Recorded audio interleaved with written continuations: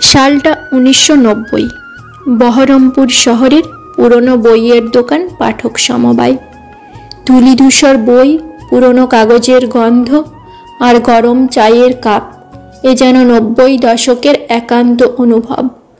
সেখানে চাকরি করে হাবিব, একজন মেধাবী স্বপ্নবান মুসলিম যুবক, যার পড়াশোনা অর্থাভাবে থেমে গেছে উচ্চ মাধ্যমিকের পরেই। হাবিবের বয়স তখন কেবল 22। প্রতিদিন সকালে সে দোকান খোলে, কাঁচা রাস্তার পাশে দাঁড়িয়ে চা খায় আর ভেতরে ভেতরে একটা শূন্যতা অনুভব করে, কেন জানে না।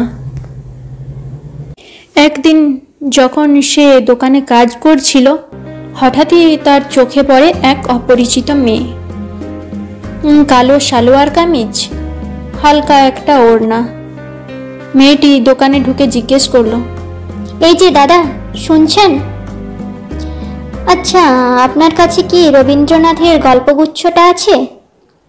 হাবিব চমকে উঠল। আছে আছে, একটু দাঁড়ান দিদি।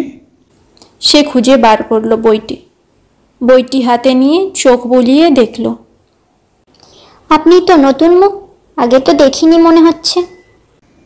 না দিদি, আমি তো রোজই থাকি, আপনি হয়তো নতুন এসেছেন। হ্যাঁ, আমি দোলন। বাবা সদ্য এখানে ট্রান্সফার পেয়েছেন। আমি ইংরেজিতে অনার্স করছি, বই খুঁজছিলাম। এইভাবে পরিচয় হলো হাবিব আর দোলনের। দোলন একজন হিন্দু ব্রাহ্মণ পরিবারের মেয়ে। বাবার চাকরির জন্য ঘন ঘন স্থান পরিবর্তন হয়। শান্ত স্বভাব, বইপ্রেমী আর মিষ্টি হাসির মালকিন। প্রথম পরিচয়ের পর দোলন প্রায় প্রতিদিনই আসতে শুরু করলো দোকানে। হাবিব নতুন নতুন বই সাজিয়ে রাখত তার জন্য। বইয়ের পাতা উল্টাতে উল্টাতে এভাবেই ওদের মধ্যে গড়ে উঠতে থাকলো বন্ধুত্ব। 90 দশকের জীবন মানে ছিল সাদামাটা। নেই স্মার্টফোন, নেই ফেসবুক, ছিল কেবল চিঠি, মুখোমুখি কথা আর চায়ের দোকানে আড্ডা। সেই সময়ের মধ্যেই হাবিব আর দোলনের বন্ধুত্ব রূপ নিতে থাকলো এক অদ্ভুত মায়ায়। তোমার পড়াশোনা থেমে গেছে শুনে মনটা খারাপ হয়ে গেল। তুমি তো খুবই মেধাবী। হাবিব হেসে বলল, অভাব দিদি, না মানে দোলন, শুধু ইচ্ছা দিয়ে তো আর জীবন চলে না। ইচ্ছাই তো শুরু। তুমি যদি চাও আমি তোমার পাশে থাকবো। দোলন অবচেতনে অনুভব করছিল হাবিব তার মনে জায়গা করে নিচ্ছে।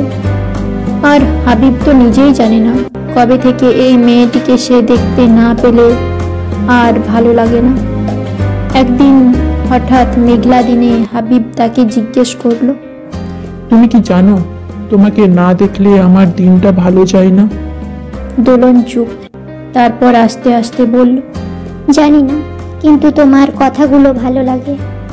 সেদিন অনেকটা সময় তারা দুজন একসাথে নদীর পাড়ে বসে কাটালো। কোনো কথা হলো না, কিন্তু দুজনেই জানতো এই বন্ধুত্ব আর কেবল বন্ধুত্ব নেই। সব ভালোবাসার গল্পে বাধা আসে, আর এই গল্প তার ব্যতিক্রম নয়। একদিন হাবিব দোকান থেকে ফিরে শুনল দোলনের বাবা তার সম্পর্কে জেনে গেছেন।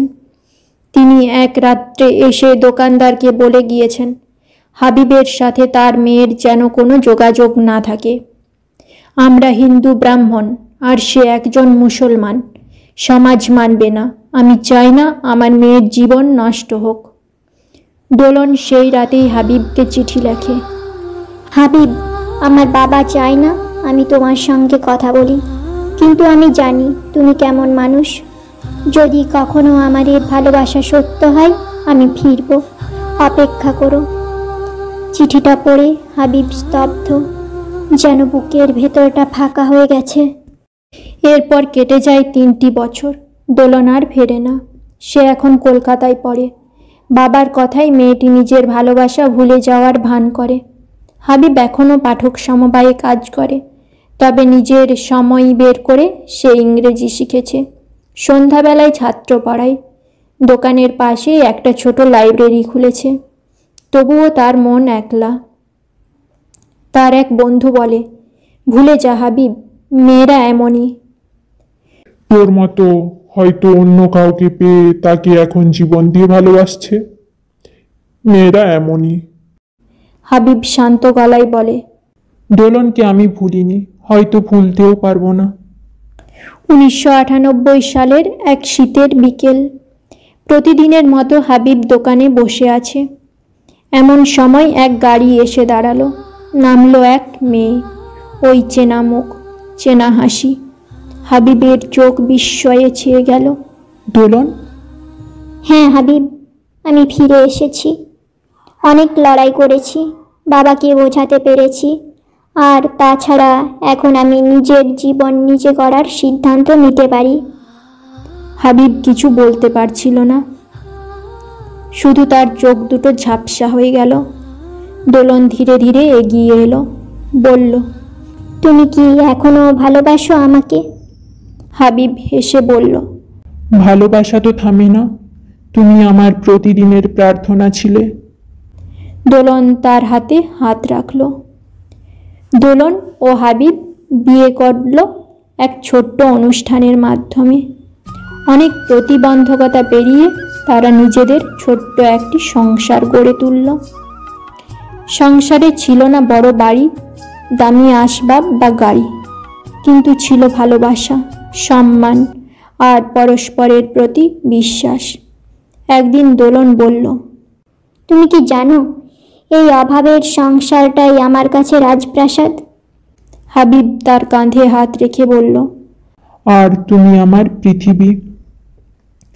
দুই ধর্মের দুই মানুষ, কিন্তু ভালোবাসার তো কোনো ধর্ম নেই।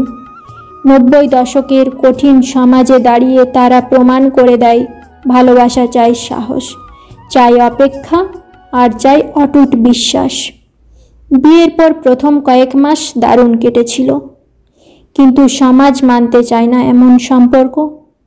দোলনের এক কাকিমা একদিন তাকে দেখে বলে উঠলেন, তুই একটা মুসলমান ছেলের সঙ্গে বিয়ে করেছিস, আমাদের মুখ পড়ালি রে। দোলন চোখ নিচু করল না। যে মানুষটা আমাকে সম্মান করে, ভালোবাসে, আমার পাশে দাঁড়িয়েছে, তার সঙ্গে আমি গর্ব করে জীবন কাটাতে পারি।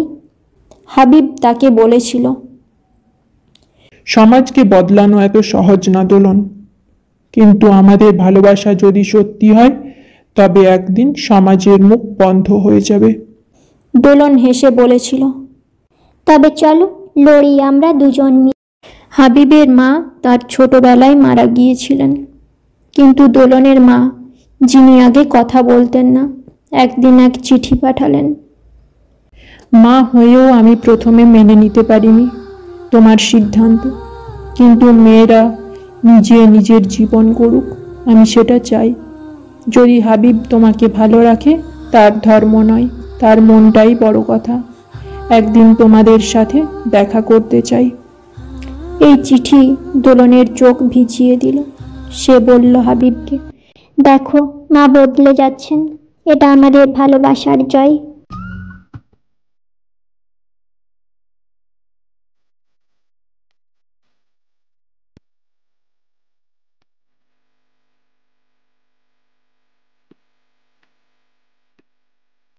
উনিশশো 99 সালের এক বসন্তের দিন। দোলন হঠাৎ বলল, হাবিব, তুমি যদি আবার পড়াশোনা শুরু করতে পারো কেমন হয় বলো তো? হাবিব চমকে গেল। এই বয়সে সংসার সামলে? আমি চাকরি নিয়েছি একটা স্কুলে, টিউশনও পড়াচ্ছি। তুমিও পড়ো, আমি আছি। তারা দুজনে ঠিক করলো হাবিব আবার পরীক্ষায় বসবে। এবার তার লক্ষ্য শিক্ষক হওয়া। রাত্রে পড়াশোনা, দিনে দোকান, আর সন্ধ্যায় ছাত্র পড়ানো। লড়াইটা কঠিন ছিল, কিন্তু হাবিব হার মানেনি। 2001 সালের ডিসেম্বর মাস। কলেজের পরীক্ষার রেজাল্ট বেরিয়েছে। হাবিব ভালো রেজাল্টের সাথে কলেজ কমপ্লিট করেছে। সে বলে, দোলন, আজ আমি যা হয়েছি সব তোমার জন্য। তুমি না থাকলে আমি তো হারিয়েই যেতাম। দোলন কাঁদতে কাঁদতে জড়িয়ে ধরল হাবিবকে। আমার স্বপ্নটা তুমি পূরণ করেছো হাবিব। তারা দুজন মিলে ঠিক করলো একটা ছোট স্কুল খুলবে দরিদ্র ছেলে মেয়েদের জন্য। নাম রাখবে ভালোবাসার পাঠশালা। ভালোবাসা থেকেই তো জন্ম তাদের লড়াইয়ের। 2 বছর পর 2003 সাল। দোলন এখন স্কুলের প্রধান শিক্ষিকা, হাবিব ইংরেজির শিক্ষক। তাদের স্কুলে ধর্ম বর্ণ নির্বিশেষে গরিব ছেলেমেয়েরা পড়াশোনা করে। একদিন এক ছোট্ট ছাত্রী এসে বলল, আপু, ভাইয়া তোমাকে অনেক ভালোবাসেন তাই না? দোলন হেসে বলল, ভালোবাসার মানে জানিস? যখন কেউ তোর জন্য নিজের স্বপ্নকে নতুনভাবে গড়তে চাইবে, সেটা ভালোবাসা। সন্ধ্যায় হাবিব স্কুল থেকে ফিরল, চায়ের কাপ হাতে বসে বলল, দোলন, আমরা কি জানি আমাদের ভালোবাসা অন্য কাউকে পথ দেখাচ্ছে? দোলন জানলার বাইরে তাকিয়ে বলল, হ্যাঁ, আমাদের গল্প অন্যদের সাহস দিক, এটাই তো চাই। এরকম আরও নতুন নতুন গল্প পেতে হলে চ্যানেলটি সাবস্ক্রাইব করে আমাদের পাশে থাকুন এবং আপনার মতামত জানান। আপনার মূল্যবান মতামত আমাদের উৎসাহ দেবে আরও নতুন গল্প নিয়ে আসার জন্য।